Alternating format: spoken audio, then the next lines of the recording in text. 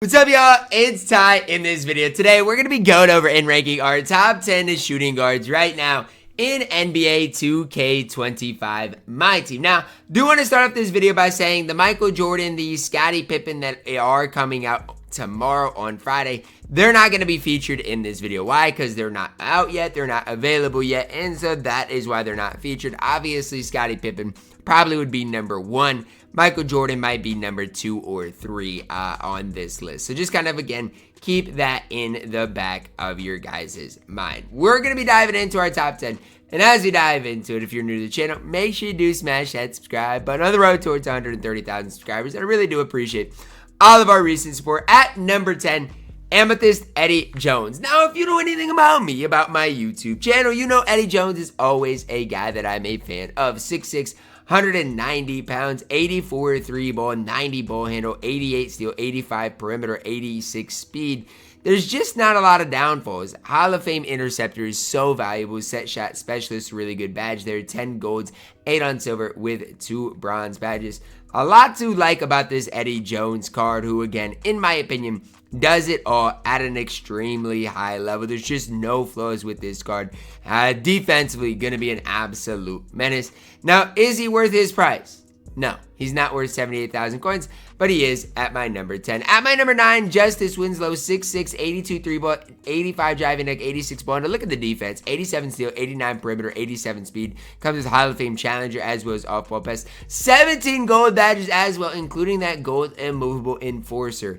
Justice Winslow is a beast in this game. Now, with all of that being said, is he way overpriced? Yes, 100,000 coins for Justice Winslow really makes absolutely no sense.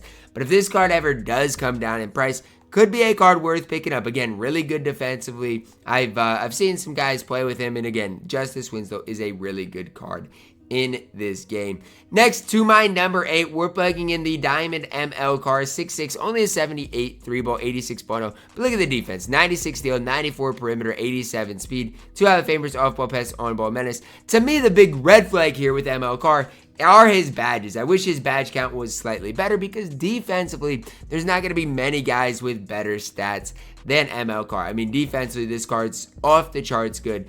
Badge-wise, just wish he was that slightly better. I feel like that's a fair assessment of ML Carr. Again, not offensively going to give you a whole ton, but on the defensive end of the court, is going to be one of the best guards in the entire game. Badge-wise, we're going to compare him to a card later on today, and that's why ML Carr will be all the way down at number 8.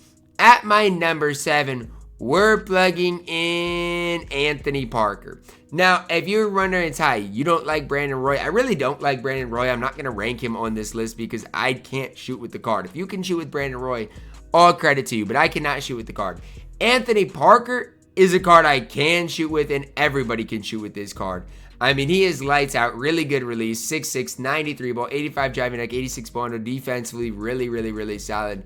And again, he is one of those players that offensively is going to be really good. Defensively, might not be at that elite level, but on the offensive end of the court, gonna more than make up for it. If you can find an Anthony Peeler that is like all the way badged up, definitely is a card that I would not mind running if I were you guys for 70,000 coins. At my number 6, we're plugging in the Diamond Latrell Sprewell. Now, this card is still decently rare.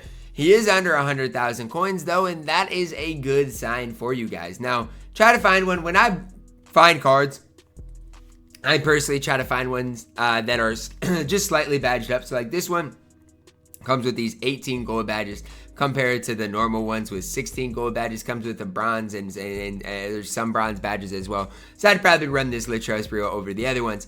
84 3-ball, 85 driving dunk, defensively 87 steal, perimeter 84 speed. Badge-wise, that's probably the main reason I like Latrell Sprewell. He's got a lot of those gold badges that even compared to ML Carr makes a massive difference. Like ML Carr stat-wise is probably better than Latrell Sprewell. I'm not up here to argue that. I'm not up here to debate that. But what I will debate is Latrell Sprewell's badges really make the difference for me. Only 6'5" on the court. Obviously do wish he was a little bit taller. But really solid badges. Feel like on the court he would be really solid. I actually haven't used Latrell, and honestly I don't even think I've played against the Latrell Sprewell at the time I am recording this.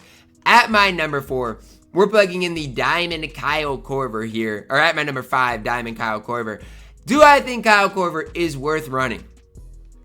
No. He's over 100,000 coins. He's going to be kind of a one-trick pony. And when I say that, it's not necessarily the worst thing in the world.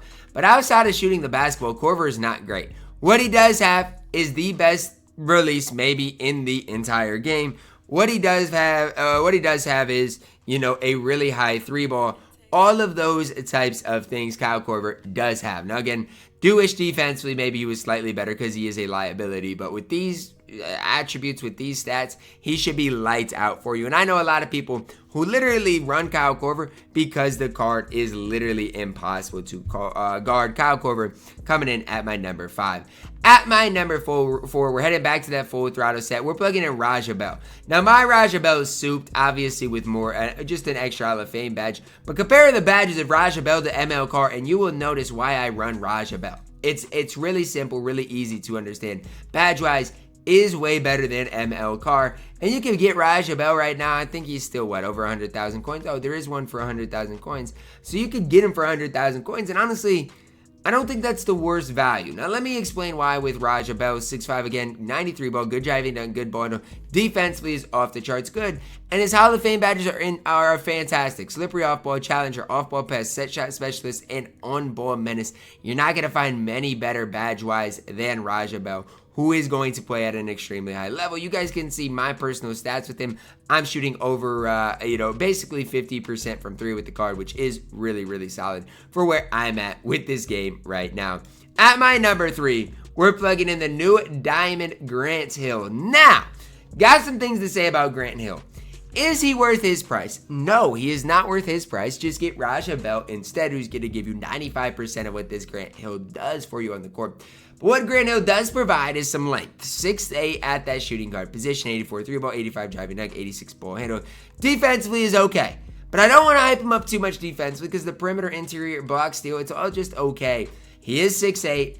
I think a lot of the reason his price isn't higher is because people do know Scotty and MJ are coming out on Friday. So a lot of people are pretty hesitant. But I still would say this. Scotty and MJ are still going to be ridiculously expensive. And so don't panic sell your Grant Hill. Grant Hill is going to be a guy that can compete at either the shooting guard or small forward position at an extremely high level. I actually really like this card.